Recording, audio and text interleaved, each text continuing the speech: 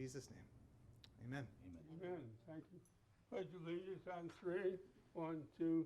I pledge allegiance to the flag of the United States of America and to the republic for which it stands, one nation, under God, indivisible, with liberty and justice for all.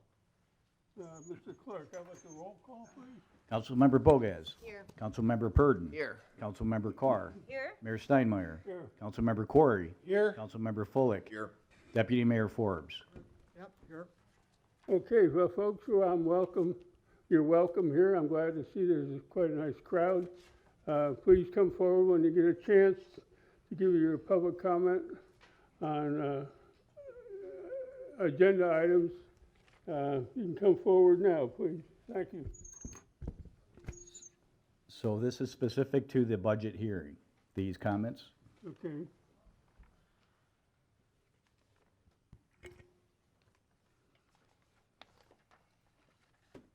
Specifically to the millage rate as well. Yes. Well, good evening. Thank you for letting me speak. My name is Brandon Miller. Before I get into my comments, there's a few numbers I'd like to present to you. 23, 24, 42, 18, 21, and 35. Those are the percentage increases over the last 3.5 years for food, rent, energy, hospital services, airfare tickets, and then the last number being your proposed millage rate increase. I am extremely opposed to this increase being voted on this evening. Yes, there are some in Bonita who will be able to absorb this cost with little to no impact. I'm happy for those individuals. But how many teachers, hospitality and service workers, and trades workers will be hurt by yet another hit to their wallet? We live in an economy where citizens are being forced to pick between which credit card they can afford to put on their bills. Let's not add to their headaches. As leaders, you are tasked with weighing the priorities of the community. You all are seeing the pinch as well. There's no denying that. However, seeing your costs increase does not mean we have to shift those burdens to the taxpayers. As families, we all set a budget. We stay in that budget as best we can. When the going gets tough, we don't tell our employer that we're getting a raise. We definitely don't tell our employer we're getting a raise at the threat of a lien on their property if they don't follow through. Our state government, led by our amazing delegation, has worked to ensure we have low taxes, few regulations, and safe communities. As a result, we are seeing a population increase unlike we've ever seen. Let that increase in population bring in the tax revenue. Keep taxes low, and the people moving here will take care of the rest. The easy thing to do is to vote to raise taxes. The right thing to do, and often the hard thing to do, would be to go back to the rollback rate and let those in Bonita sleep better knowing they won't pay more in taxes this year than last. Thank you. Thank you. Anybody else? Ron George, Little Hickory Island. I just want to reiterate what I've said probably the last 4 meetings about the tax rate and the millage rate. What's been proposed so far is a millage rate increase of 22%. I don't think any of you up there believe that that's what you want. The proposed rate would end up with an increase of 35% in the budget for ad valorem amounts. Again, I don't think that's what you want. So, I just understand inflation and the fact that your costs have gone up. Hopefully now, theoretically, inflation's under control, believe it or not. But the point is that some of the things you might be proposing to use budget money for is actually going to come from the pockets of the people you're trying to help. So just keep that in mind, and I'll let you go. Thanks. Thank you.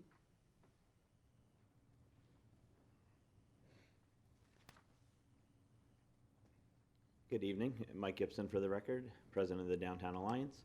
I'm also here to echo what's been said before. I do believe that we should try to keep the millage rate where it's at the 0.8173. For the same facts that have been stated, things are getting tighter out there. The economy does seem to be slowing some. So just to kind of help everybody out, I think we should keep the budget where it's at. Thank you.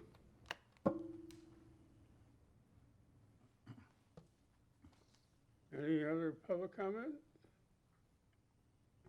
Okay, thank you.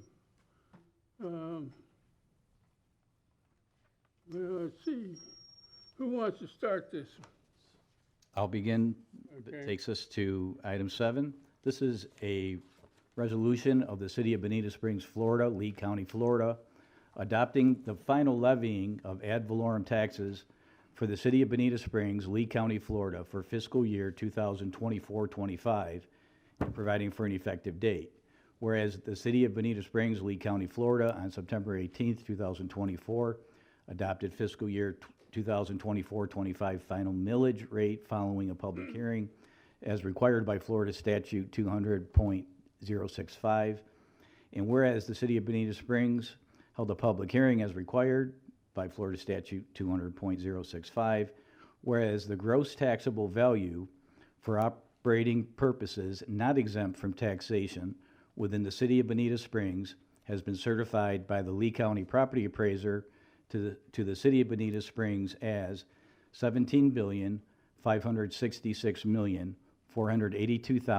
$17,566,482,114.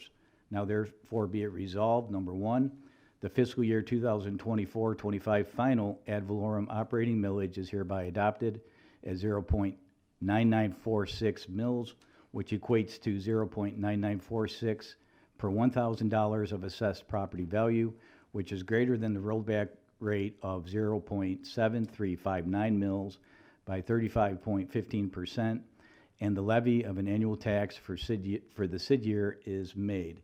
Number 2, the final millage rate is established to provide funding for the fiscal year 2024-25 budget, and the resulting increase in ad valorem tax revenues is necessary to fund various stormwater improvements, transportation improvements, environmental protection projects, community aesthetics projects, and other capital projects. Number 3, this resolution shall become effective immediately upon its adoption by City Council. Well, thank you, Mike.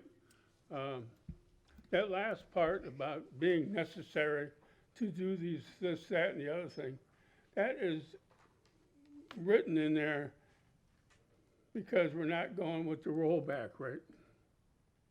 Otherwise, it wouldn't be there. This is not necessarily to do all those things that's on that piece of paper.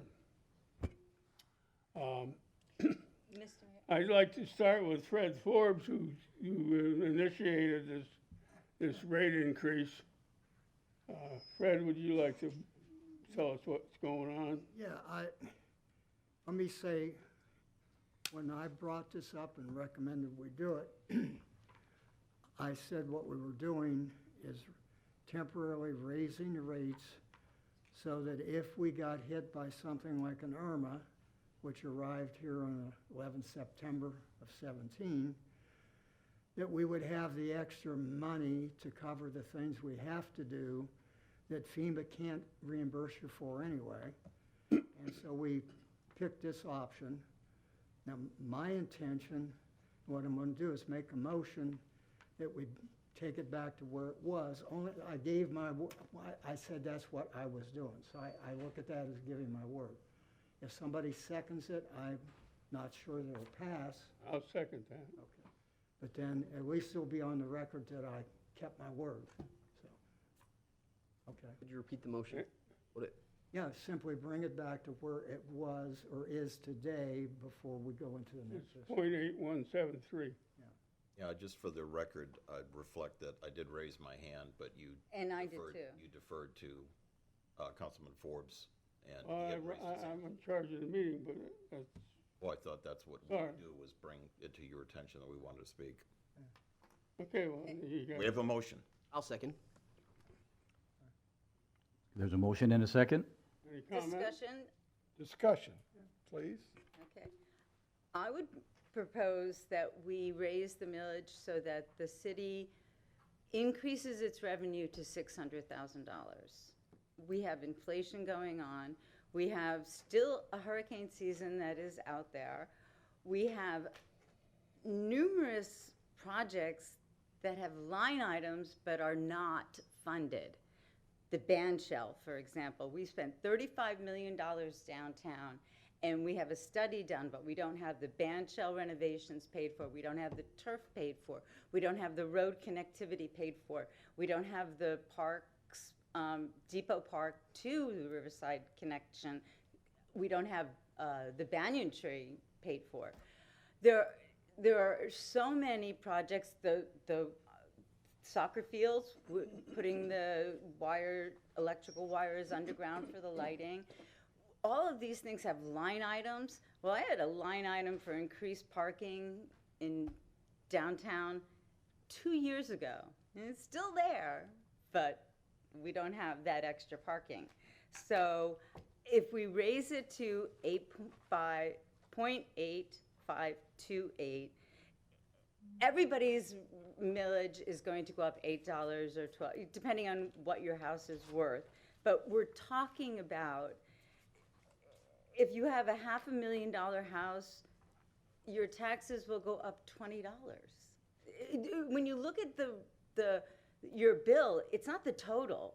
The only line that Bonita Springs Council controls is Bonita Springs City millage. The fire department, I think Jamie will be giving a report that they have raised their millage. I believe Ray Sandelli of the County Commissioners of Lee said that they weren't going to. So all of these different entities, the school board, their millage also counts. But for the city of Bonita Springs, to account for inflation, we want to build a new library, and we want it to be the state-of-the-art center for when we have an emergency. We're going to have our sheriffs, our neighborhood we're going to have our, you guys probably don't know it, but there are some staff that stay the night when there's a hurricane and they sleep on the floor.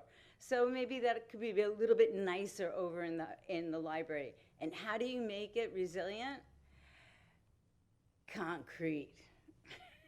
Yes, so yeah, we might have to take a boat to get there, but the building will be dry and safe. Unfortunately, concrete has gone up 70%. I was at an executive MPO meeting, and there was a budget item that we had approved, 1.9 million, I believe it was. So we're ready to go. New estimate, 3.2 million. Same project, just new costs. And that's what the city's hitting. And I do believe that, well, that God is good, and hopefully things will turn around in November, and that we'll be granted our discounted price for our insurance, which is also going up, but that we take the cautionary note, which we've already done. We've increased our hurricane reserve. Thank you, Nigel, for doing that and bringing that forward. But we still have a hurricane season, and we still have so much that is just in the budget but not funded that we want to do and that I hope we do. So that would be where I would be leaning. Well, thank you. I'm looking at the budget for the 2023 to 2024, and our total expenditures, $153 million, and I don't know where that $153 million is. We certainly don't have $153 million worth of roads. I'm pretty certain it's set aside for all these capital improvements that we have scheduled coming up. I'm looking for $106 million that the city was supposed to spend this year. Now the people, there were 12,000 homeless people in Lee County with this storm. In my case, where I live, I've been living in a hotel room now for almost 2 years. The cost of rebuilding or bringing my building back to livable conditions has cost me $40,000. Now you want to raise my taxes on something I can't even live in. So the price of everything's gone up. We don't need the money. The city does not have to do anything this year. We have plenty of money. I'm hoping we have $106 million sitting in some bank somewhere that we're supposed to spend this year. So I'm against, I'm in favor of lowering the millage rate back to .8173. Thank you. Nigel? Yes, sir. Thank you. First thing I want to comment on is I'm very disappointed in the turnout this evening. Thank you to all of you, those of you that are here, but to know that we live in a city of now 56,000 plus people, and there's probably 10 members of the public. It's a little disheartening, but let me comment on what Deputy Mayor Forbes said. He's absolutely right. When we put in that .9946, it was a responsible decision because we knew that we weren't going to go there unless we had a hurricane. And so we had the opportunity to leave it there until today when we made a decision. So those in the audience who have heard from people, and I heard from several folks, that we had decided to raise taxes by 20%. Not true. We never made that decision. What we did was we gave ourselves an opportunity if we had a major event between then and now. We didn't. It's wonderful. Nobody up here tonight had any intention of increasing our taxes by .9946.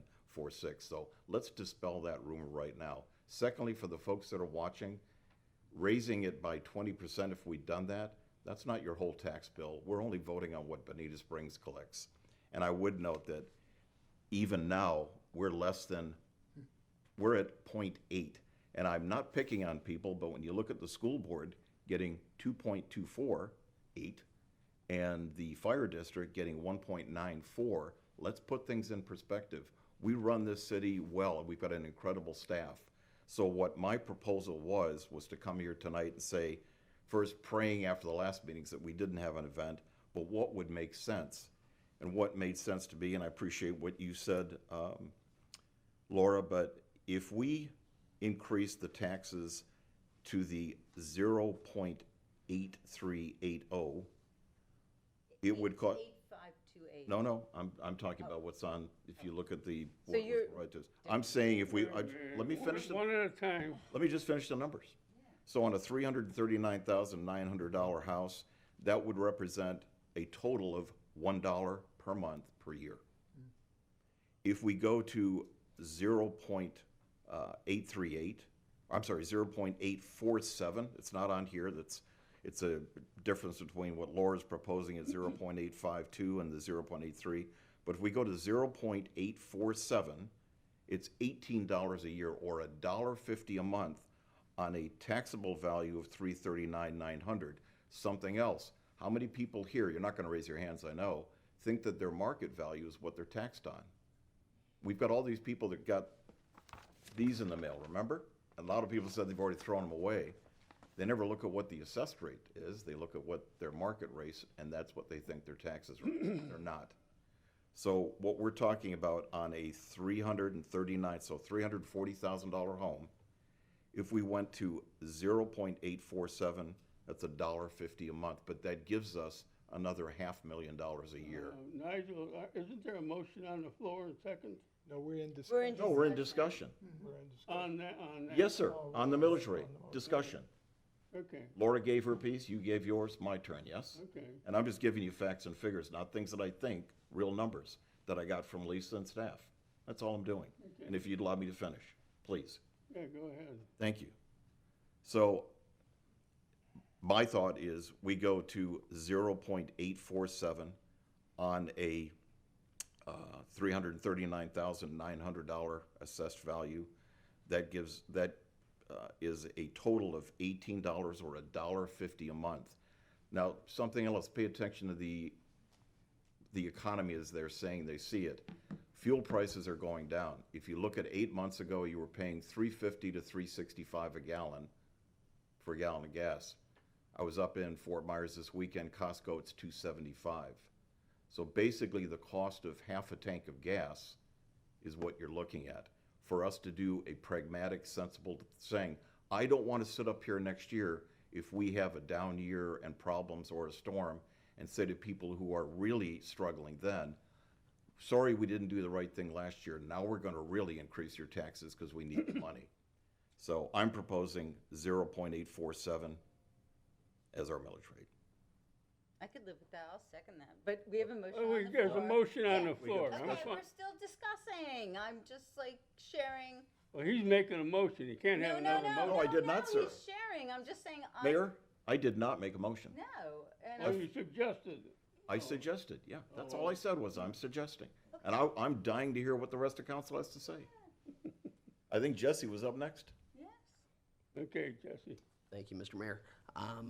Right now, there's people in District 2 who can't afford to pay their bills. That's a fact. What's that again? Right now, in District 2, Rosemary Park and the rest of it, there are people who cannot afford to pay their bills. That's just a fact. As the numbers we were just given were facts, these are facts. Gas is down because it's an election year, so let's not fool ourselves into thinking that this is something different.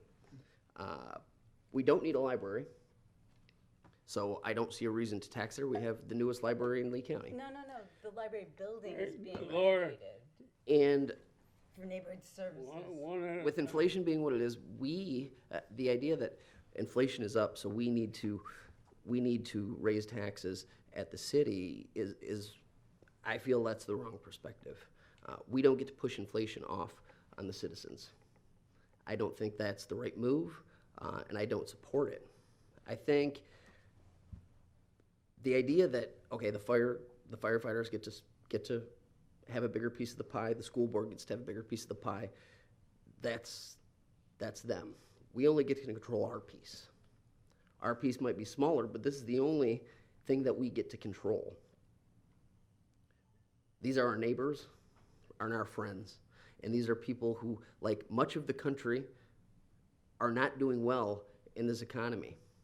And I think if we were to be at the rate that is suggested and seconded, we as a city can absolutely make it through. I can't say the same thing for a lot of the people in Bonita who are barely able to make it in Bonita. So as far as I'm concerned, I absolutely value everything that we put in this budget. We strategically do. We go through piece by piece. So I'm not discounting the need, and I do think it was important to get the hurricane budget. I'm not discounting any of that. But what I can't do is, with a straight face, go back to my neighbors and tell them when they don't know how they're going to make their car payment that the little piece that I get to control, I raise their taxes. So I can't do it, and I appreciate Vice Mayor Forbes for this motion. I'm glad to second it, and I look forward to the vote. Thanks. Yes. I'll make some observations. In 2016, we were carrying a reserve for contingencies and emergencies of $5.1 million. And that was the reserve and contingency that was adopted by the council at the time under the leadership of Peter Simmons and others. If you look at what's happened with inflation, I know that it's not a pleasant scene, but that 5.1 million that we had in reserves is equal to $6.649 million, $6,650,000 today. What we've got in our financial statements and in our budget is a total of $3.8 million. We've got a hurricane that's a possibility in the Gulf. You know, we're dependent upon FEMA to provide reimbursement for monies, and that we still have not yet seen. So if we think about it, if we simply inflation adjusted what we carried at the end of September 2016, we would carry a reserve of 6.6 million, which everybody seemed fine with back in the time. Now, I'm not suggesting that we go there, okay? What I'm suggesting is that we need to come up with a better idea of the reserves that we need to carry. We are government-like, which means that we do not operate a fire district or a fire service. We do not operate the Lee County Sheriff's Office. But on the other hand, the Governmental Finance Officers Association recommends that we carry 15% of our operating expenses in a reserve unless we live on the coast. And if we live on the coast, they recommend that we carry 25%. So I'm amenable to two things. Yeah. One is to add some amount of money to the 3.8 million that we have right now. That is significantly under what we carried in 2016, and we're still awaiting the FEMA reimbursement for. Or I am willing to consider, let's take some time after the election to have a strategic planning meeting to get the reserve information from the fire district in terms of what reserves they have, and from LCSO in terms of what reserves can be allocated to the function of community policing that they have for Bonita Springs. Put those two pieces together with what we're carrying as a reserve and come to some logical conclusion as to the amount of reserves that we ought to be carrying. You know, I think it's going to take some work on the part of staff to do that. I do think we're underfunded because on an inflation basis, we're 3 million short. So I can live with, you know, adding Laura's suggestion of 600,000, or I can live with let's defer this until January and ask staff to come back with something that tells us better what the number ought to be. So that's where I'm at. But I can't support, what I can't do is say, well, you know, we need to keep the rate the same because, we need to solve the problem of what the reserve should be. And so that's where I'm at. Jamie? Yes, dear. Yeah, I mean, I hear and respect what Jesse and Mayor and Deputy Forbes have said, but I also feel as if we do need to do a little bump. We have asked for additional things from the council and also from staff, additional staff, to help cover that and help put some into reserves. I think it's important. So that's where I stand. Okay, so there's a motion on the table. Okay, I'd like to make a further comment. Where is this $106 million that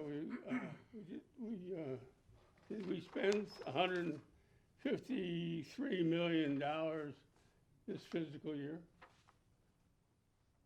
Lisa can give you a better understanding, but it's allocated within the capital improvements budget. All of those have been approved projects, and they are outlined as in different stages within your projects, And they can be changed.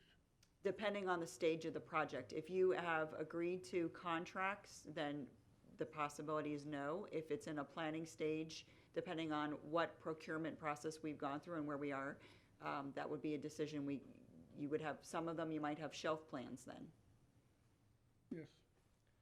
I would say that we've all agreed on what the strategic priorities are for the city. We have told staff to build a budget around those strategic priorities, okay? I didn't hear at the time we talked about the strategic priorities any disagreement as to what the strategic priorities ought to be. I didn't hear anybody question at the time we went through the capital budget, well, this project is not worth doing or whatever. We can't sit here at this point in time and say, well, we'll just blow up what we're trying to do for a strategic budget to accomplish what we want to accomplish for the city, and we'll just use that to backstop what we don't carry in reserves. That doesn't make any sense at all. We either have a strategic plan for the direction of the city or we don't. So I want to stop this nonsense about we got all this money that we can reallocate. I'm tired of it. So let's talk about the problem we have, and that's simply how much do we need to carry in emergency reserves and unrestricted reserves for the possibility that we'll get another storm. So let's focus on that. So, you know, let's get away from whatever it is you're talking about. City manager, would you explain what the state of Florida has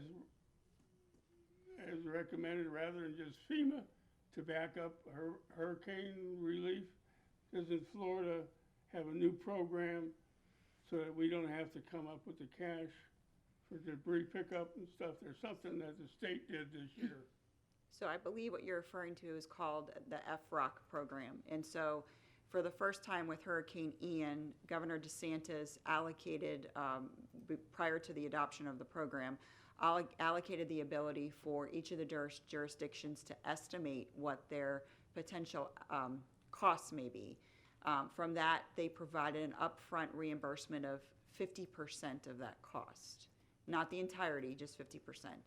From that proposal, what they decided to do is have each of the jurisdictions provide documentation and go through a certification process with FROC, so that should another storm occur, we would already be pre-qualified to receive payments up front. Tony Backhurst has been working on that program. We have some initial information. We're hoping to be around the 40% because there's certain points that you get. Unfortunately, you have to be hit by a storm first to receive additional points. So we're around the 40% or so, 30 to 40% right now that we're applying for, and we should be getting some documentation from that. So that would be we would estimate what our costs are in different categories of reimbursement, and then there would be the possibility of some upfront reimbursement in that process. But then the additional funds, you would go through the regular process with FEMA. Call for a vote. Okay, this is the motion made by Deputy Mayor Forbes, seconded by Mayor Steinmeier to keep the millage at the current year's rate. Councilmember Bogas. No. Councilmember Purdon. Aye. Councilmember Carr. No. Mayor Steinmeier. Aye. Councilmember Corey. No? Councilmember Fullick. No. Deputy Mayor Forbes. Aye. The motion fails 3-4. Mr. Mayor, one, before we go into the next, and I thought that's the way this would come out, but I gave my word and I kept it. Now, one problem we're not accounting for, whenever we have a hurricane like Irma or Ian, yeah, there is a classification of expenses that FEMA does reimburse us on. And yes, the governor and the FEMA people up there worked it out where you can get up to 50% up front, so to speak. What we seem to forget, there are things that we have to do after we have a hurricane that are not covered by FEMA, but they cost real money. And in fact, one of the reasons that our reserve shrunk so much after Irma was there was that other expenses that we picked up that we had to do, but there's no FEMA reimbursement for it. And then we got, not too long after that, I mean, it was long enough but too quick for me, we had Ian, and you pick up some more expenses that you have to do that you don't get reimbursed for at all. It's not eligible. Okay, we had a vote, Fred. Let's move along. No, we had. We don't need a history lesson now. Well, I think we do, because it Yes, speaks to I what have- Chris Corey was saying. We need to have a better planning system, and we need to plan in that unreimbursable money that you can't get from FEMA when you do that. I make a motion that we set the millage at .8528. We already voted. But there's a motion on, Failed. And it failed. 8173. And it failed. Failed. is there a second to Councilmember Carr's motion? Second. What was that rate again? 0.8528. 0 point, Which would be about a It's on your, $1.75 rate. A what little was bit that more. rate again? 0.8, 8528. 8528. It's in your slide. It's in your slide. It's right there. Motion and a second. So I take the roll call vote. Councilmember Purdon. No. Councilmember Carr. Yes. Mayor Steinmeier. No, Councilmember Corey. Aye. Councilmember Fullick. No. Deputy Mayor Forbes. No. Councilmember Bogas. No. The motion fails 2-5. So Nigel, do you want to make Yes, a motion? yes, I do. I'd like to make a motion that we not drop it, but we adopt .0847. And again, just to reiterate, on a $339,900 $339,900 home, that would work out to a total of $1.50 a month, More. total, right? So $18 a year. Second. Roll call. Motion and second's been made. Councilmember Carr. Aye. Mayor Steinmeier. no, Councilmember Corey. Aye. Councilmember Fullick. Aye. Deputy Mayor Forbes. No. Councilmember Bogas. Aye. Councilmember Purdon. No. Motion carried. Motion carries 4-3. okay, clerk, you're on deck.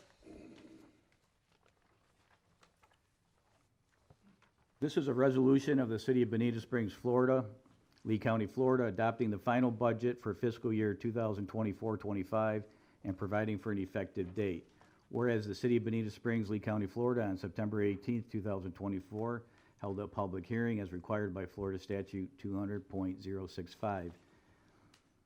And whereas the City of Bonita Springs, Lee County, Florida, set forth the appropriations and revenue estimate for the budget for fiscal year 2024-25 as follows. Expenditures, General Fund, $22,396,396. Special Revenue, $5,109,685. Debt Service, $3,532,706. Capital Projects, $20,449,648. Total all funds, $51,488,435. Now therefore be it resolved by the City Council of the City of Bonita Springs, Florida, number one, the fiscal year 2024-25 final budget is hereby adopted. Number two, this resolution shall become effective immediately upon its adoption by council. Motion to approve. Second. Are those numbers adjusted to the different millage rate? No.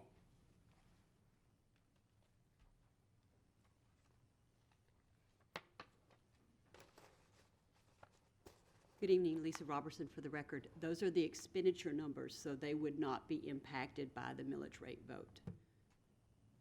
So how do you decide how much money you're gonna spend if you don't know how much you're coming in?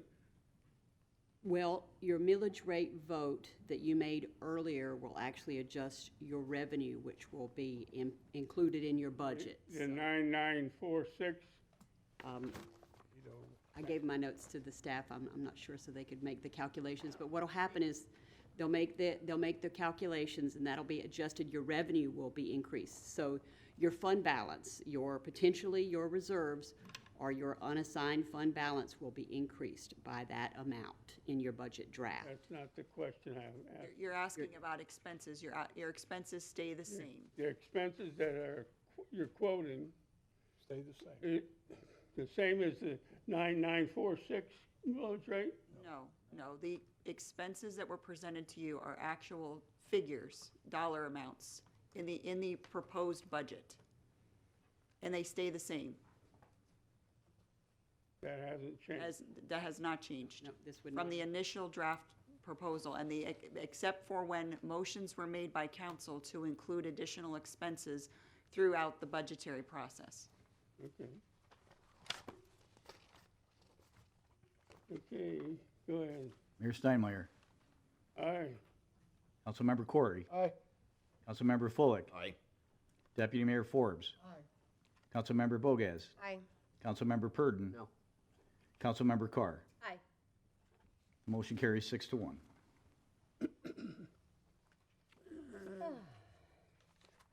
Okay, public comment. We get some public comment on the action we have done. Come forward. We're still on the On the budget. budget? Still on the budget hearing.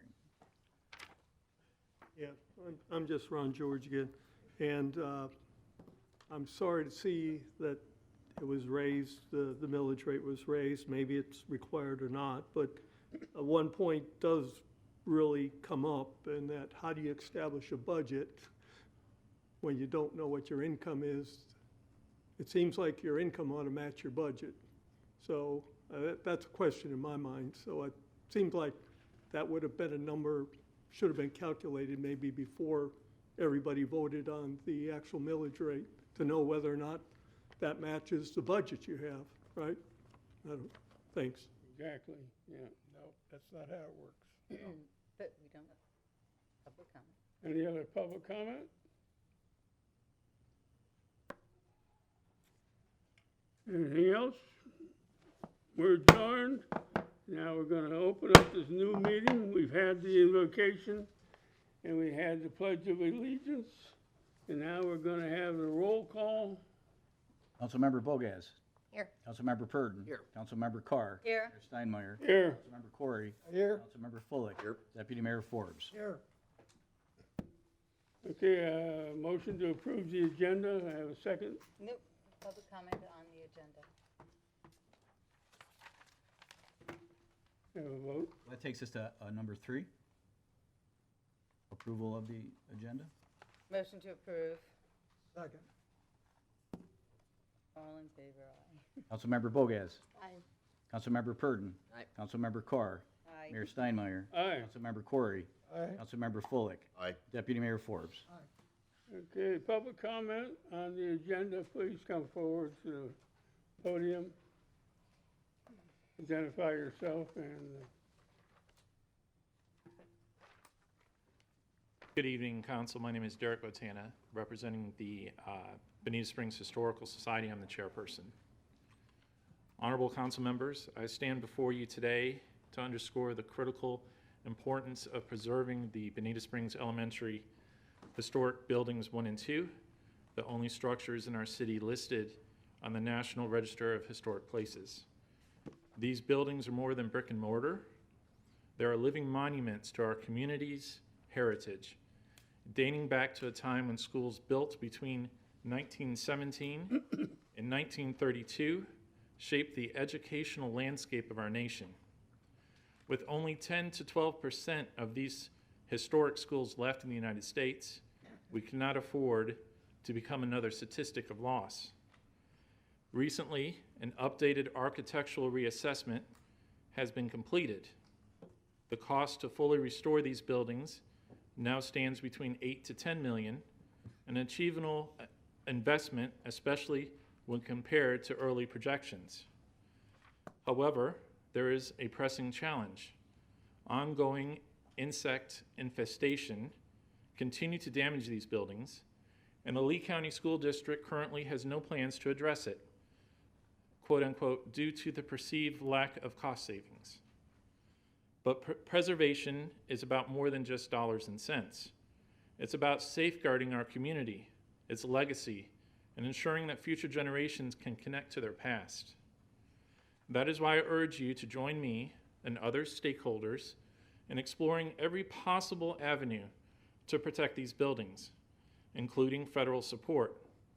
We have a chance to seek funding through the National Trust of Historic Preservation, and it is my hope that Congressman Byron Daniels will back this initiative. This is not just about preservation, it's about taking action now for the future of Bonita Springs. Let's ensure these irreplaceable structures continue to be a stand as a testament to our shared history. Thank you. Thank you. Any other comments?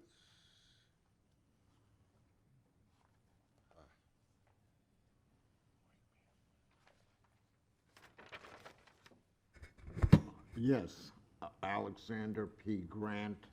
I'm also a member of the Historical Preservation Board, and when I was an undergraduate, I had a double major at the University of North Carolina, Chapel Hill, in Bachelor Arts degree, double major in chemistry and history. And so, based upon that, I'm very historically oriented. And for the record, 1921, this was one of the 5 schools in Lee County that was built. And out of the 5 schools that was built at that time, first time in Lee County, I believe this is the only one out of the 5 that's still used as a school. So that's the reason this is on the National Registry of Historic Places or Structures. And I believe that we have an obligation as a city to preserve that structure because it's the only building in this city that is part of the National Registry of Historic Places or Structures. And I recommend that we do everything we can in this city to preserve that distinction. Thank you.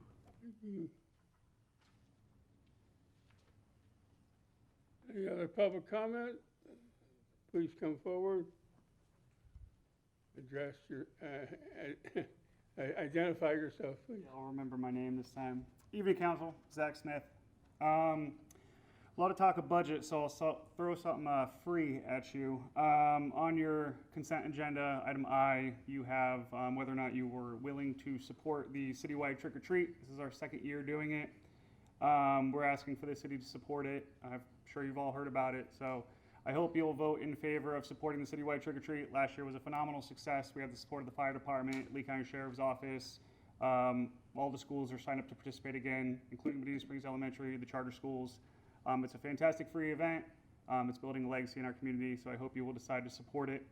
And I'm sure we all agree to save the elementary school, so I'll just say as well, do what we can to save that thing. Thank you all very much. Thank you. Any other public comment? Motion to I'd like to pull the trick or treat for discussion.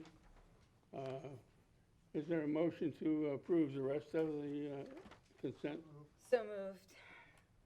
Second? Councilmember Purdon. Aye. Councilmember Carr. Aye. Mayor Steinmeier. Aye. Councilmember Corey. Aye. Councilmember Fullick. Aye. Deputy Mayor Forbes. Aye. Councilmember Bogas. Aye. Yes. Laura Taylor here? No. The question I had was whether you're having this trick or treat on both sides of Old 41? Correct. The application that you're approving is there's a slight portion of property adjacent to the sidewalk along the banyan tree parcel and along the Riverside Park. They're not asking to utilize the entire park. The city will be working on our Halloween stroll at the same time, so we'll have appropriate lighting in the area, probably some music. And so to make it safe travels for folks to move along the public right-of-way, which they're entitled to do without a permit, they're asking to be adjacent to our facilities. Well, I'm just concerned about the children crossing the street. So I understand the Downtown Alliance has been working with the Lee County Sheriff's Office on that, and there's also involvement with community policing as well. So they'll need to judge that accordingly with that arrangement. Yes. Yes, sir. I was there last year, and I think that the Downtown Business Alliance and all the business did a phenomenal job. It was safe. They were on both sides of the streets. It was well lit, well organized, and the motorists also respected the people who were out there. I don't see any problem with this. Additionally, all the businesses are entitled, and it's their right to be able to place any merchandise or memorabilia and their zoning abilities right along the sidewalk as well. In fact, we encourage that during the downtown coffee shop and others to place their merchandise along the right-of-way safely. Okay, motion to approve. Second. Councilmember Carr, Aye. Mayor Steinmeier, Aye. Councilmember Corey, Aye. Councilmember Fullick, Aye. Deputy Mayor Forbes, Councilmember Bogas, Aye. Councilmember Purden. Okay, 6A, the Can I just elementary. also just thank Andrew McCauley, who volunteered for the Tree Advisory Board, and the new signs on the island that will let people know if there's any parking spaces will increase safety and make it more efficient for folks to drive. So thank you, Matt and team, for coming up with those signage. Appreciate it. And I was down there at Access 9 today, and Lee County has put up a new sign on Access 9 already. I'm not in favor of trying to regulate that. We put benches on, those accesses, the people run over everything. We can put it off for a year or so. Let's let the county clean up those accesses before we get too involved with them. I should have brought that up earlier, but I didn't. Mayor and Council, that will be part of a coordination effort. So they have just been approved for some FEMA reimbursement and some design work. So this is a process we'll do in collaboration. Okay. And they just came up with a big budget for re-nourishing the beach, or nourishing the beach. $39 million. But they managed to get $5.8 million from the city. I don't know where that's coming from. Well, it comes through an interlocal. Part of it is for the normal renourishment project with the city, and then the primary source, $4 million, the city got from the state. So it's a city pass-through back so that the county can manage the project. So you don't think it's gonna cost us anything more than what's already been assigned? Nothing different from our existing interlocal agreements, but the lion's share that you see from the city came from a grant through the state.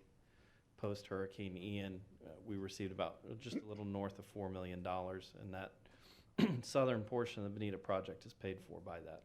I The know county will we've just been putting away money for the north end re-nourishment. Correct. That part comes from us, and that's part of the interlocal agreement we have with them. But the larger portion is Yeah, is a coming grant from that the you got from somebody, okay. Correct. Thank you. Okay, can we move along? Let's say Bonita Springs Elementary School renovation. Jesse, how about? I could start this just to advise you all, because there was two council members who wished to discuss this item. So that is why it's a joint, I just want to clarify, that's why it's a joint agenda green sheet.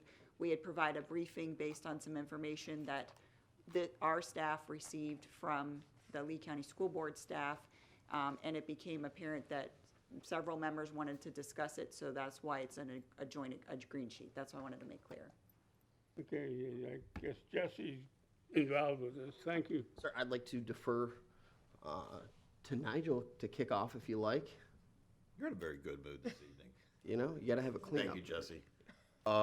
Back in May of this year, I received a telephone call on a Friday morning from the president of the Historic Preservation Board, who asked me if I was aware that there was a meeting at the elementary school in which they told the attendees, primarily parents, that they were tearing the school down, in those words.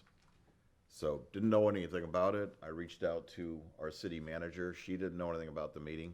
Nobody on staff, nobody on council, neither Jesse or myself were contacted. The meeting was had, and so the next thing that I did was I reached out to our school board representative, Kathleen Morgan, who advised me, and I'm quoting her, that the decision had been made, that they were going to tear down the building. I was upset about it, and she said, well, I'm sorry you feel that way, but the decision has been made, and we're moving forward. And if you want to blame anybody, you can blame me, because she's terming out. And not the response I expected. Usually the school board, I think in the past, has been a little bit more communicative. Subsequently, we reached out. We've had conversations. Arlene and staff have done a great job of trying to get more information. We've asked for more information on what their intentions are. The school board itself has not responded. We've only gotten responses from staff. Staff doesn't make decisions. The elected people do. So right now we don't have anything, and it's September. So this occurred in May. And just so that you're all aware, it's pretty much now impossible to save the school. But what we could do is we could save a portion of it, and all we've asked them to do, and again, this has been an ask by us and staff, can we save the footprint, and can we save at least the exterior walls? We're hearing suddenly that it's going to cost $8 to $10 million. Funny thing is, people that I've spoken to, if all we did was that, it's more like 6 to 7 million. And then I've heard, I'm not going to quote anybody because it's secondhand information, that it's not in a CIP budget. Well, the last time I looked, that school's in existence, and the money that's supposed to be spent on maintaining it, preserving it, has not been spent. Asking the city to pay for it, I don't think would be appropriate, but I think what would be appropriate would be for us to have a working session with the school board to see what we can do. But I don't really see, as a city, why we would have to pay to restore a building or maintain a building that's not on our property, that's not owned by the city. And all of you, that you do know that, we don't own that school. That's owned by Lee County. But it's our school, and it's one of the last historic structures, as you've all heard. And there's two of us here that have talked to the residents and our constituents. They're not happy either. And I look at past mayor, some of the people in this room, at least one person on council went to school there. Not just them, their kids, their parents. And to say that we'll put up a sign and that'll take care of it, I have a problem with that. So Jesse? Well, I'm glad that's where you ended, because that's kind of where I want to start. I don't generally go looking for fights. I believe that this is a fight that came to us by the processes they followed. First, they wanted to knock it down, right? And we met with them, and when I asked them specifically what the costs were going to be to ensure that we had the structural pieces that we needed to keep our preservation, they told me they didn't know. So they had a decision, but they didn't even know what it would cost to get it to where it needed to be. That was my first red flag. Then I said, all right, well, why don't we figure out what that's going to cost? So they said, okay, we'll do this study. So then they did a study, and instead of wanting to knock the entire building down and put up a new one at $30 million on their own dime, they decided that, well, we could do this, but the only way we could do this, generally, for people listening, generally when there is a large scale project like this, you're going to get a number of options. We could go this way and this could happen. We could go this way and this could happen. It would cost this if we wanted to do that. That's not what we got. We got something from them that says,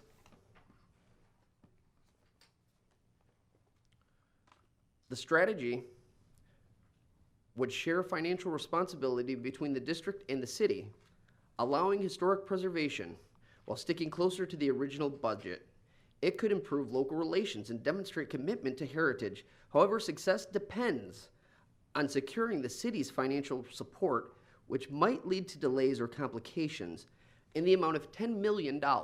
Now, they have a $4.2 million, $4.2 billion with a B, $4.2 billion budget.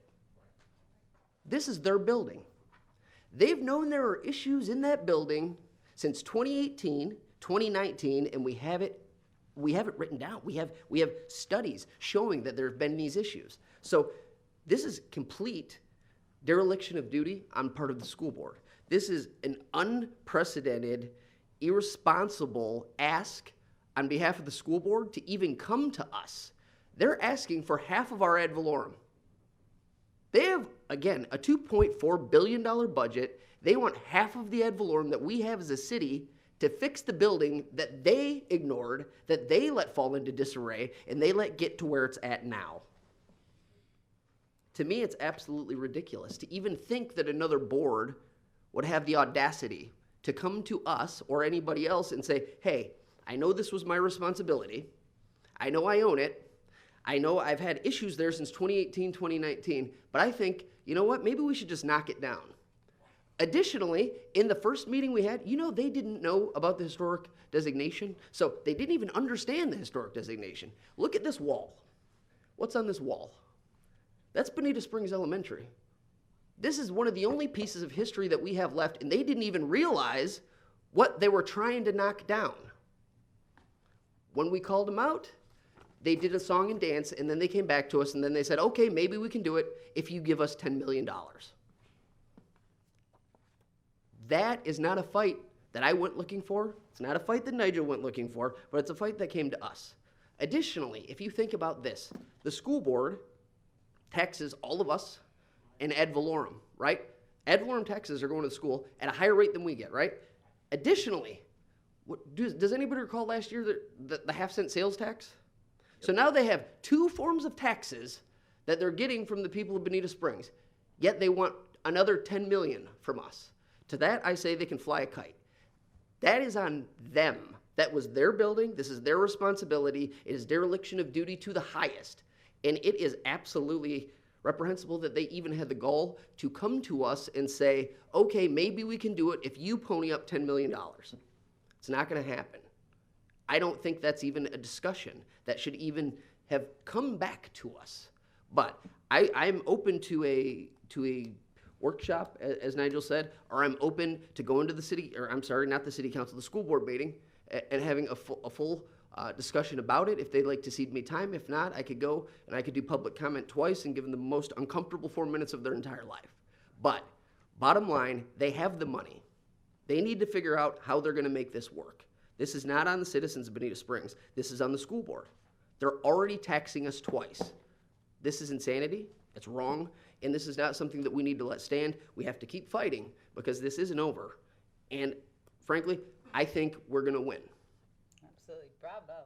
Well, Jesse, and I appreciate what you just said. I just want to reiterate that that the clock is ticking. And there is something that I didn't bring up, but I'm going to right now, and that is there is a major termite infestation problem, which they've known about for over a year and a half. We've confirmed they've done nothing. Now, there's somebody in the audience that knows a lot about termites, and he would tell you right now that those little buggers travel. So do we possibly have a health and safety issue for the homes and the kids in that neighborhood because nothing's been done to treat the termites in over a year and a half? Again, tax dollars that we've already paid, the 2.248 millage rate that they have, so they're getting the money out of Bonita, and they've done nothing to fix the problem. It's not right. We don't own the property, so I'm not sure what we could do legally, but I know it's a problem. And I don't blame everybody on the current school board because some of them weren't elected back then. The ones that are gone and the ones that are terming out, it doesn't appear that they could care less. They just don't care. And another problem with that, I'm glad you said that. Think about the way the school board has treated the city of Bonita Springs historically. We had to fight tooth and nail We had to fight tooth and nail to get a high school. They were trying to give the town of Estero, that's 1/8 of our size, a second high school before they gave us our first. We were the last ones to get a library. It has been a consistent sleight of hand in the direction of Bonita Springs from that school board. And it doesn't matter, the chairs rotate, but the attitude towards us stays the same. But I say we need to keep the same energy, and I think they need to understand that we need business. And they have to figure, there's a way that it can be done. There's absolutely a way it can be done. They can get another $10 million, which is, it didn't even cost $10 million. They can get it. They are simply, this is a retaliation, in my opinion, for us making them understand that this building matters to us and that we wanted them to make sure that we were able to keep the historic preservation because of what it means to us. Because this building is more than just a building. And when they wanted to knock it down, it was going to be now more work for them. Now they had to figure out, how they're going to do this. Who are we going to get? Who are we going to get to do it? How much is it going to cost? All the rest. We created more work for them. So their simple solution is an unprecedented ask for another municipality to cover the shortfall that they created. And it's just not, it's not appropriate, it's not right. We as a city shouldn't stand for this. And, Yes, Fred. I want to wait, sure. no, I'm good, go ahead, Fred. Microphone. Go ahead, Fred. Are you done, Jesse? Yeah, I'm good. First of all, that part that is the true historic part is only about 6,000 square feet nominally. Okay. Most of it's 2 stories. One is 1 story. Their cost, if they tear it down and build a brand new school, haul it to the dump, so to speak, is probably $2.5, $3 million for that element. That doesn't buy equipment and all that. That's $400 a square foot, which is pretty high. Now, if you restore it, because of a lot of different things, first of all, the brick walls are soft brick. They got to be taken down to the foundation, numbered as you go, and all that stuff costs money. Probably the cost to do on top of the $2.5 to $3 million to build it from scratch new and all the old buildings done, is probably $6 million to restore it, because everything costs extra money. You have to have special contractors, you have to have a historic preservation architect, and so forth. But it is possible, but even if you treat, I do advocate they ought to get rid of the termites because of it spreading.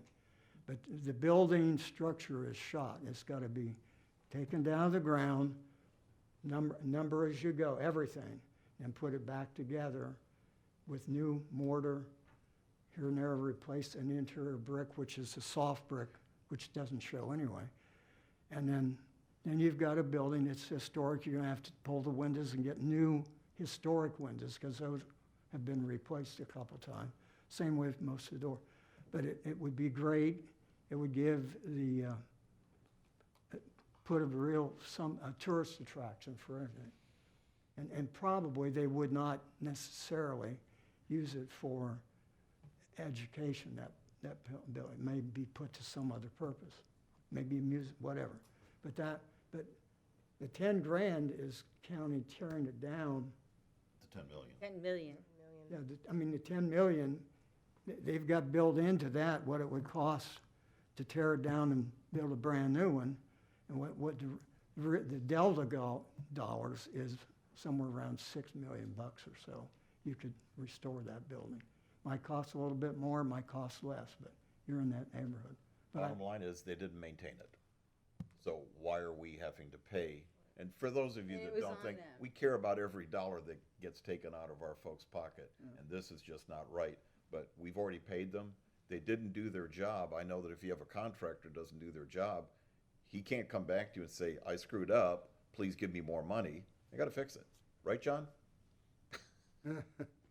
And for those who don't know, this guy sitting right here, our deputy mayor, he's not just talking stuff.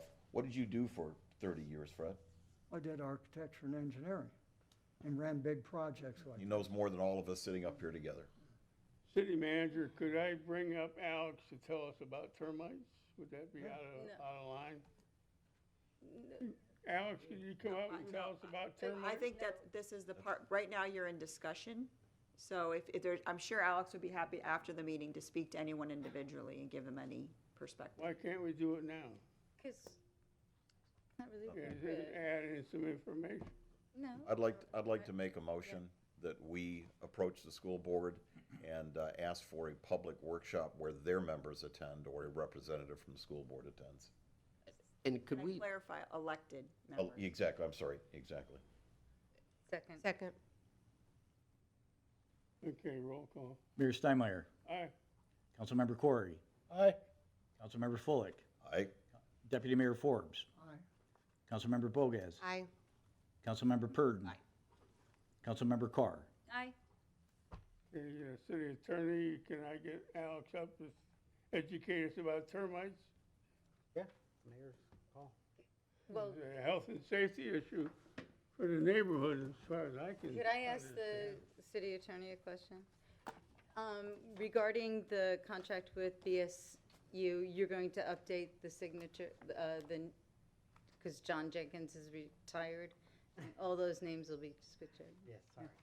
Thanks for the clarification. Okay, Alex. Sorry for the interruption. Okay, Alex Grant, okay, I do have a master's degree from NC State University in Raleigh. I took 20 semester credit hours in entomology. Anyway, and I'm a certified pest control operator in charge of Bugs Away Inc. and state certified, et cetera, state licensed. Now, I take it the situation probably is drywood termites. I don't know if they're subterranean termites, but anyway, you can always treat and fumigate for that without tearing the building down. If you want to, I can get with my colleagues in the pest control industry that would take care of this. I think I could get perhaps from the pest control industry some sort of situation.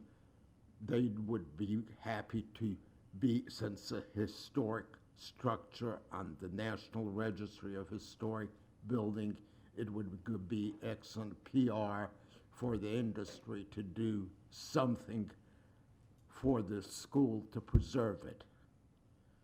I could work on that for you. How about spreading in the neighborhood? Don't worry about that. Huh? Don't worry about that. Are you saying that can't happen if it's not treated? It's probably happened from the neighborhood before that. It probably came from the neighborhood. But if it's not treated, could it continue to spread? Well, You're it got there somewhere. Right. And if it had to be from the neighborhood that it got there. So if we remediate it, then at least the school is not contributing to a problem. That's right. Thank you. Okay, thanks, Alex. Can you do that for us? Will do. All right, thank you. All right, well, we got through that. Any other comments about the school, Jesse?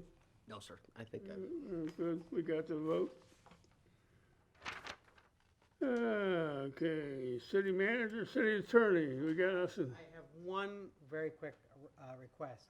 And I had made this request some time ago, but I couldn't find in the minutes, so I wanted to do it again, just to be clear. When we were approving the changes to the old Greyhound track development, there was discussion about Racetrack Road, which we're looking to connect through, and the county allowed us and our community development department to make the design decisions on that.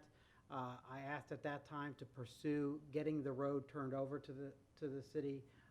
It is ready to go to the BOCC to ask for that transfer to the city, and I just wanted to confirm that we'd be willing to accept it so that I can relay that to the county commission. Absolutely. Can you touch on that bankruptcy thing?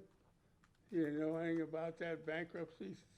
You didn't hand me the paperwork long enough to read it through, but we've received some code enforcement bankruptcy paperwork. We get that I regularly. think Tony's working on that. You got that, Tony? Yeah, I'm on that. Okay, Thank you, that's all I had. all right, thank you. Anything else? That's it? That's it. City manager, please. Thank you, Mayor and Council. We just wanted to advise you received an email update that on September 16th that we submitted the required recommendations plan that went to FEMA. We have not yet received any feedback on that, but we have been assured that should there be a request for revision or change, that we have until that November 18th deadline to get feedback from FEMA to make any revisions that they request. So we're continuing to work through that process and the additional items that they're asking for on the individual properties that are protected under the Federal Privacy Act. I did want to talk to the council about our October 2nd meeting. Typically, that is the meeting held at 5:30 p.m. We're asking you to change that to a 9 a.m. meeting so that folks, in recognition of Rosh Hashanah, which begins at sunset that day. We do need to maintain the October 16th meeting to continue at 9 a.m. as there's already scheduled zoning that's been advertised for October 16th. And that's regularly scheduled at 9 a.m. Additionally, I wanted to discuss with council moving the December 18th meeting to a 5:30 p.m. start. That would be the last meeting before the official birthday of the City of Bonita Springs, which is December 31st, 1999, so that we could recognize our current and former council folks in some sort of recognition ceremony before our meeting at 5:30. So we would want to do that on December 18th and start the meeting at 5:30. Prior to that, we'd have a recognition ceremony. Make a motion for that? I think I'm just advising you at this point, but I wanted to make it public knowledge as well. And then I would like to discuss with you the January 1st meeting.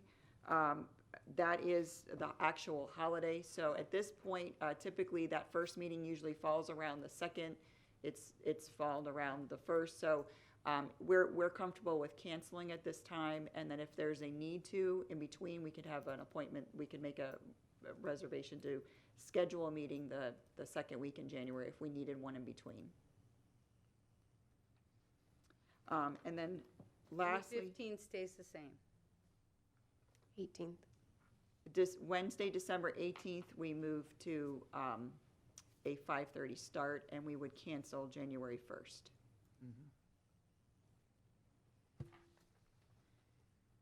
And then last, I like the finance director, Lisa Roberson, to come forward. So we did receive some information from the state regarding the loan, the promissory loan, and some updates. So I wanted her to provide some information, and then next meeting we'll have some additional decisions for you all to make. Hello, Lisa Robertson for the record. We were notified, you all will recall, as part of the Hurricane Ian effort and funds that we received from the state, all the entities in Lee County were made available for loan, interest-free loan. We have a $2 million Hurricane Ian-related interest-free loan. We received a notification from the state that they'd like to extend the due date to that out to, it was a one-year loan. They want to extend it out to 2033. We are going to discuss with them and clarify how long the interest-free period runs, because keep in mind, the loan itself went beyond 1 year, but the interest-free period was only 1 year. So we're going to investigate to see how long, if they're offering to extend our interest-free period, and we'll bring that data back to you all when we get it from the state. But we did want to let you know that, and they are asking, my understanding is they're asking all the entities in Lee County who received the Hurricane Ian emergency disaster loan to offering to extend it for them. So we want to make sure we notified y'all of that offer. So we need additional information before we can make any recommendation to you all. So we understand the terms, we understand if they're suggesting any, the interest rate, what it would be. and before we can make a recommendation, but we did receive this notification, we want to make sure you're aware of it. But that is just a promise. It's not real money in the bank Yes. with our name on it. Yes, sir. If you'll recall monthly when I come to you all, now you have $2 million in a debt service fund, as governmental accountants require that we do, and it's sitting there. That $2 million is sitting in the bank, interest-free, and we have it budgeted to pay back within that interest-free period. We're not earning any interest on that, is what Actually, my question. I believe we are. I believe we're allowed to do so in this, and we have to be careful. Some of it we can and some of it we can't, but I believe this one we can. Okay. Well, this budget, we had $153 million we were supposed to spend this fiscal year. We didn't spend it, did we? Sir, I believe that was our capital improvement program carryover. So our capital improvement items, our capital projects last longer than a year. So they're not spent within 1 year. We would roll those over as long as the capital projects are viable. Okay, well, our budget went in '23, it was 46 million, and '24, which is right now, was $153 million, and our budget for '25 is $51 million. So there's like $100 million in there that I didn't see. We didn't build roads, or we didn't build all those roads, or where is that money?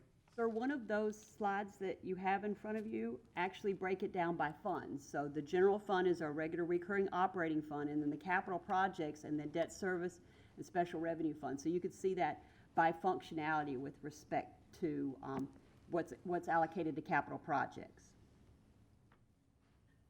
So Mayor and Council, I think what may be helpful is, the budgetary planning process for your staff is a year-long process. So this is the culmination, this final vote that you had today was the culmination of a year of process.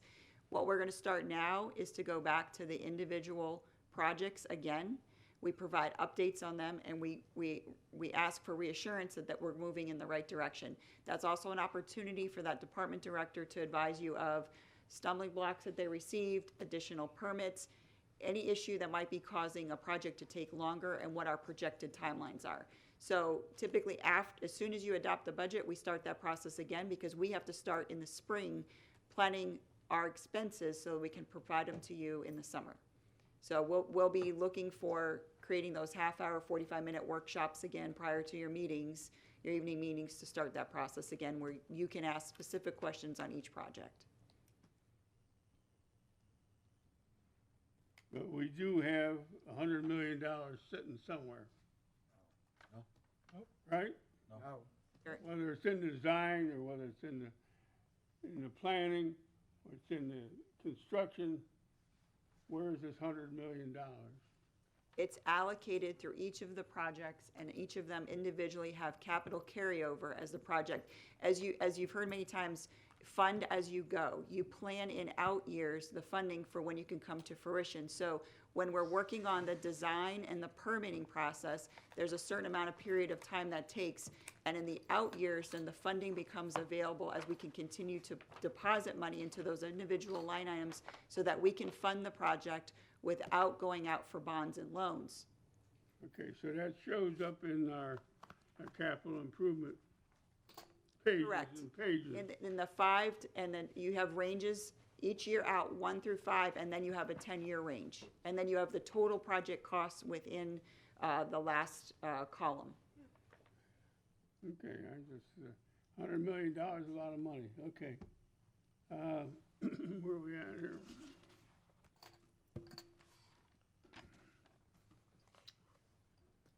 City manager, you finished? Complete, thank you. Okay. Eon recovery. Yes, as I said, we're continuing to, we provided that update to And FEMA. that has to do with the parks on the beach? Yes, so Signs and, I understand that Lee County approved, which we forwarded to you, Lee County approved some additional contracting at this last meeting for design work to be done for the restoration of the beach accesses. They are seeking FEMA reimbursement, so there's a process that they're going through for that. okay, well, I did notice that they put up one of their access signs. It they just put it in the ground, and it's contracted, concreted into the ground, and it's going up, the sign's going up, and we got this thing about the signs in this, So that would be a different process, sir, so that this is actually instruments that actually would detect when parking spaces are full. One of the many concerns we receive from the residents out there is that folks slow down quickly and try to see if there's a space available. And that can sometimes cause traffic issues, accidents. Also, you've got bicycles, pedestrians there with a sudden stop with someone looking for a space. This would give early detection on spaces available. It's very similar to technology already used in Collier County. If you look down Vanderbilt Beach Road, this equipment's already in place. So as you're approaching, even as you get closer to the beach accesses, there is a indicator of if there's even space available. let's hope hope that works. It does. It does, huh? Mm-hmm. Okay, anything else? Mayor and council reports. I report that the Lee County resurfaced quite a bit of the Bonita Beach Road around Vanderbilt Drive and down past Luke Street, down past over the bridge going onto the beach. It's really nice and pretty and smooth, and it's been years in coming, and I appreciate that action. Somebody emailed me, they're gonna sue me because the path on Hickory Boulevard is covered with sand that blows across the street. And I said, don't sue me, so Lee County is not my property. So yesterday I talked to Doug Bugsby, and he's gonna get down there and clean up the sand and try and make people happy. It's not, they're working on a bid to fix that sidewalk and stuff. It's coming. It's only 2 years. What the heck? You know, I might be retired here pretty soon. All right. Anything else? Nigel, you got anything to say? Yes, sir, sure. There was no TDC meeting in September, but being as you asked me last month, I'll have some numbers for the board now that we've handled the budget and other things. I'll have some numbers for the council to discuss as far as what TDC can and can't provide and what we may approach them for. So had that for us in October. We did have our Veterans Advisory Board, and just to make sure people realize, historically, Bonita's always done Veterans Day on November the 11th at 11 a.m. But one, for just heat and weather, but number two, we're going to have a pipe and drum band, bagpipes. I know everybody's going to look at that. Wait a minute. But they're very well known. They've performed over the country, Guns and Hoses, and it's made up of ex-firefighters and police officers. That's where the name comes from. But they're great, and they've actually performed in Bonita in years past. They'll be kicking off, so we're starting at 9 a.m. instead of 11 a.m.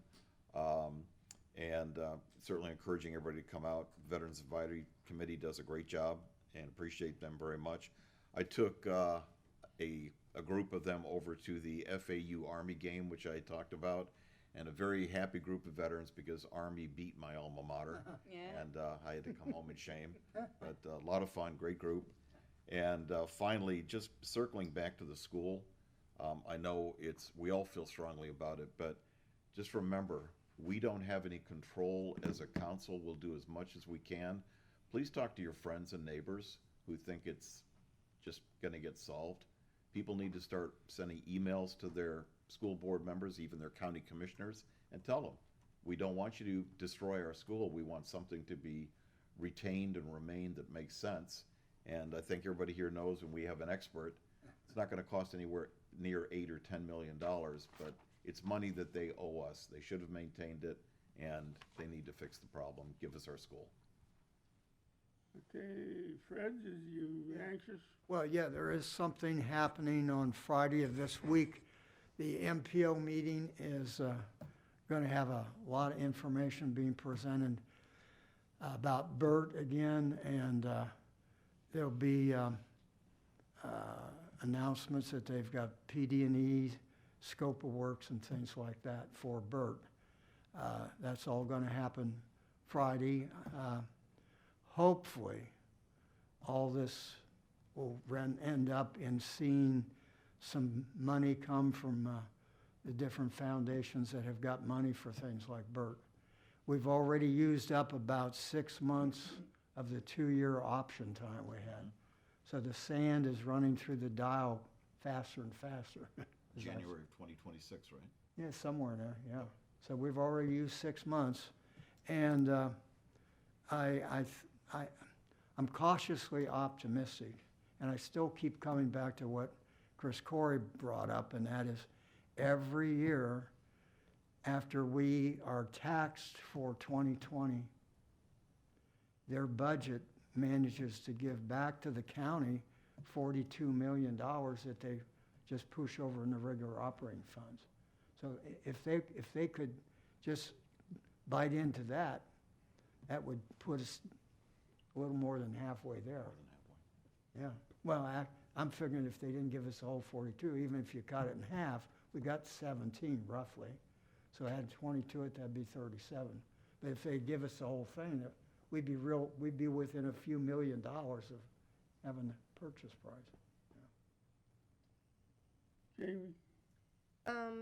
Just a few things. At the fire department meeting this month, they honored a crew with the Phoenix Award, which for those that don't know that, they had a gentleman that was at the casino, I believe, here, and he went into cardiac arrest, and the crew arrived and was able to bring him back, and he was there actually when they were presented with the award, so that was nice to see. And I know we've talked a lot about budgets, but there was something said, and I just wanted to correct that the fire department millage rate has not changed. It has stayed the same over the last 3 years. They also put on the September 11th ceremony outside of Station 1, and they put on a great ceremony in honoring the firefighters that lost their lives on September 11th. And just talking about the school, and everyone saw the passion in Nigel and Jesse tonight, and that goes for all of us sitting up here on council and many residents. As one that I attended Bonita Springs Elementary, I have a brother-in-law that grandparents attended the school. I went through the entire school system of Lee County, sent 2 children through the school system, and to see what they brought back to us was so disheartening. And I really hope that the residents, like Nigel asked, go out, put the emails out, make phone calls, whatever is necessary, and we will be sure as council do our part. And I'm looking forward to the workshop. That's it. Thank you. Jesse, you want to add? Yes, sir. I was along the lines of the school board. I wasn't going to comment again, but I think we asked for the town hall, like we've said, and then exactly what Nigel and Jamie said. You know, we're going to need the citizens because we are going to have to crank up the pressure. If they don't take the workshop, we're going to have to get the panic button, and we're going to have to go to the school board, and we can take a bus. That's fine. That said, we are going to need to crank up the pressure because this is an instance where we can't afford to sit down. We can't. We've already seen from the onset, they didn't even understand it was historically protected. And they wanted to take it down before they knew what it was going to cost to keep it historically protected. So these are the people we're dealing with here. And then they come back and they tell us they want $10 million. That's half of the ad valorem we take in annually as a city. And they want half of it with a $2.4 million budget when they let it fall into disarray. Absolutely insane. We can't let it happen. We can't go quietly, and I know we won't. That's all I've got. Well, thank you, Jesse. Laura, you got to add? Sure, just briefly. This morning I attended a roundtable for women exploring solutions to workforce, housing, wellness, and it was interesting. It was really wonderful to see Kathleen Pastoma and others. And, you know, no solutions were really found, but good discussion. Very good. Christopher, Chris, he's too formal. Well, Christopher is not my name. It's It Chris. isn't? No, I'm sorry. Oh, that's fine. People confuse it. Couple of things. One, Richard Gardner, who is chair of the board of Bonita Springs Utility, and I have been carrying on conversations for probably the better part of 2 months. There is interest on the part of the board of BSU to take a look at they call it the MOU. I don't know about a memorandum of understanding, but at one time we operated a one-stop shop for permits. We split it up between BSU, had their permitting function. It's operated by Jacobs Engineering, which operates our community development program. But, you know, there has to be a lot of coordination in terms of permitting between BSU and the city, and sometimes that really delays some projects getting done. So they're willing to talk about getting back together and putting it into a one-stop shop, and I'm just alerting you that it's something I think we need to think about, because it would sure be a lot easier on a lot of folks that are doing construction projects, especially commercial, in the city, to be able to just go to one place and get the permits instead of, you know, I call it playing whack-a-mole, because I've been involved trying to get a simple front porch type addition onto my church. And we've been at this since March, and we still haven't got the permits. I'm not blaming anybody. I understand how it works. There's all sorts of permitting processes, but we need to simplify it. So that's one thing. Second, I don't know what's going to happen at the MPO and what's going to be said by the commissioners with respect to Burt. You know, I've met with the commissioner. I met with one of the commissioners that was headed up the resiliency program for Lee County, the resiliency report. And you know, he tells me the positions of some of the other commissioners, and you know, they're going to push back and they're going to say, we need to build roads, we need to pour concrete. Well, let me just remind people that, you know, much like the school board, in 2008, 2009, we had a financial crisis. The commissioners that were in place at the time were worried that the developers were going to not going to build housing in Southwest Florida, Lee County. So what do? They eliminated the impact fees. They also eliminated concurrency. What's concurrency? Well, concurrency is a concept that you build the roads and the infrastructure before you allow permitting for housing, okay? So now it's 2024, you know, we're 15 years removed from the financial crisis. We're in a good economy, where we need to be. But, you know, they're going to say, well, we need to pour concrete. We need to save our money for that. No, I think they really need to take a hard look at doing a strategic plan for road and infrastructure and reconsidering putting the impact fees and the concurrency regulations back in place.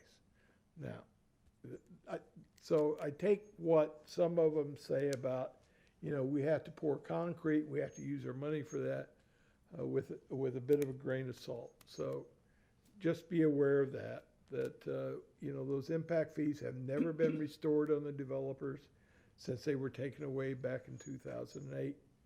And I think probably it's time to take another look and say, why not? So that's my comments. Oh, good. Matt, isn't most of the BSU work done on your road easements? You know, the sewer lines and water lines, and aren't they What do you just, are you questioning? You get the you have anything to do with the permits? No, I think what they're talking about is private, you know, when a private development comes in for a permit, instead of having to go from each storefront, so to speak, you know, like community development over at John's Place, the fire department, and BSU, because they need, a development would need all of those permits. I think what Councilman Corey is talking about is, when I first started here, there was an agreement so that the permit fees and the package of information that a private developer would apply for was all taken in at one location, and that location happened to be our location through our community development process. They in turn would then hand out the individual pieces, like the water and sewer lines for the development, to Andy's folks over at Bonita Springs Utilities, so that they could then review it and also give them their check, you know, because they were just collecting their remittance check. I don't want to speak for John, but I'm pretty sure that's what that did. So it just removed a step. It really doesn't relate to Bonita Springs Utilities coming into the city's right-of-way. We coordinate with them. They don't, that's not what this was about. But the short answer to your question is yes, a lot of times where they can, they do utilize the right-of-way to install their infrastructure. But this isn't on their side of the fence, it's on the private development side. Okay, thank you.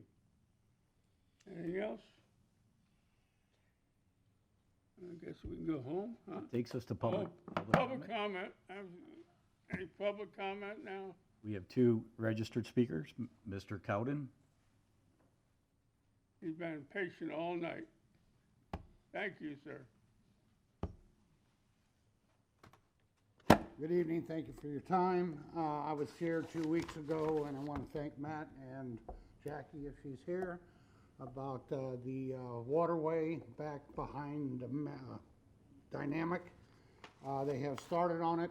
Lake Solutions, I talked with the supervisor there, Brian, and once they started cleaning that out, they found a 16-foot gate that comes in from their property that they're supposed to maintain that area with.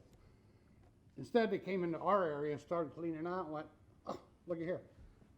They got a 16-foot gate already here for us. So that's one part of it. And then it goes to Bonita Fairways. And Bonita Fairways is kind of closing the door on me. Mr. Don Gibson and Andy, let me see here, he's with a, pardon me 1 minute. Andy is with a management company that deals with the whole complex there, I believe. And he will not return my phone calls, so I plan to knock on his door and sit in his office and wait for his time. I also went and spoke with Todd Gringham at Bonita Utilities about some of the issues going on, because we had fiber optic come through and did a lot of damage. And the utilities people have been in there left and right doing repairs. And I wanted to make sure that he was aware that I hope they're billing these contractors that hit electric lines, water lines, sewer lines. And it's been a real nightmare for us in our community. And when I spoke with Matt and Jackie last time, they talked about Grady Minor. So I went to Grady Meyer and asked for some information about the drainage, because Matt wasn't real sure how the drainage was supposed to go. So they gave me a estimate that they could give me the information for $7,990 for the information I asked for. So then I went up to Fort Myers and spoke with Charlotte Carlson, who gave me some blueprints that I dropped off at Matt's office that showed which way the drainage is supposed to go. So again, I want to thank the council and everybody that's getting back with me, and we're just taking a little bite at a time and trying to get the water issue in our area to flow like it was supposed to. How the people that's been there 20 years ago told me how it flowed. And again, thank you. Paula Jones? Thank you. Thank you, council and staff, for handling some of these problems. Yes, ma'am. Good evening. My name's Paula Jones, and I also reside in Imperial Harbor. I don't know if you're familiar with it. It's a 55-plus community. There's approximately close to 700 residents in that park. We are not an HOA. We do have a civic association. So the city actually maintains our roads, has an easement on our properties. And my issue, and I didn't speak with him, I sent him an email about our drainage in our driveways. When the community was developed, each house had like a 6-inch drop, and there's like 3 drains in each block. What's happened is the grass has grown up, gotten taller, so when it rains, all the water is landlocked in our driveways. And I'm talking deep. So we have a natural swell in our driveways. But the grass is raised up so much that when it rains, it just sits in the driveway. It breeds disease, insects, mosquitoes, whatever, frogs. And people can't navigate to their mailboxes. Some of us can't get deliveries because the delivery company refuses to go through the water. I've talked to the city, I've talked to, I'm not sure what the department is, but he came out and he actually looked at it, and he said that it needed to have grass out done. So basically, the areas where the grass has grown up so high, it needs to have a cutback done, dug out, I think he said 6 inches, the sod goes back down.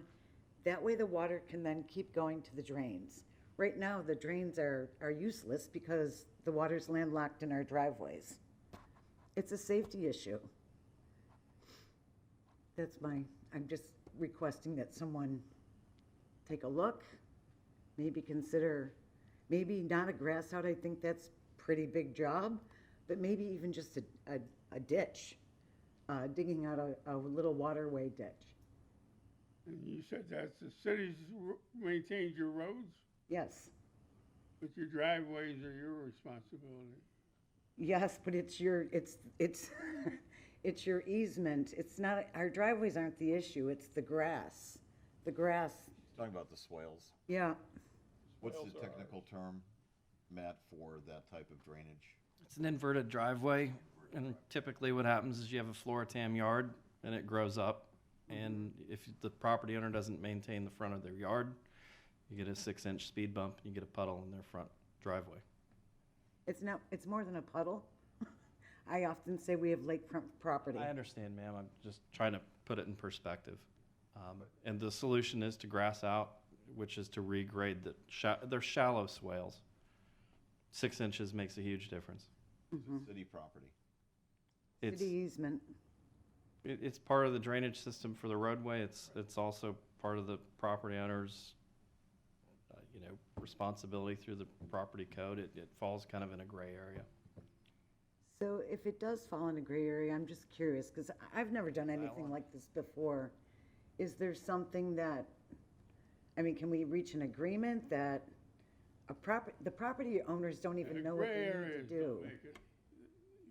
Gray is not a color. It's very simple.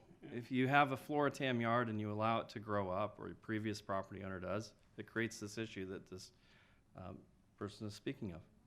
It's part of the city's roadway system. The way to fix it is through a grass out with a comprehensive downstream evaluation. So that you know, actually, after you sent me the pictures, et cetera, I did talk to Matt, but it's a project, not something that we're gonna sit here tonight or next week. Right. But we're aware of it, and all I can say to you is that we're talking about it. And I don't have one of those yards, so I've become the low yard. So I have more of a flood than most. The swale isn't deep enough? I can take you out there, Mr. Mayor, and we can look at it, because it takes, if you can't visualize it, I think it's, some of the pictures. I've described it pretty simply. It's an inverted driveway. The driveway is integral to the drainage system. The minute that your yard grows 6 inches above the elevation of your driveway, you end up with water entrapped. And if you're in her situation, you end up with more water than the person that lives upstream of you. Yes. So I'm building a dam. Okay, well, we're working on it. Thank you. Are there any additional public comments? We're adjourned. Thank you, folks.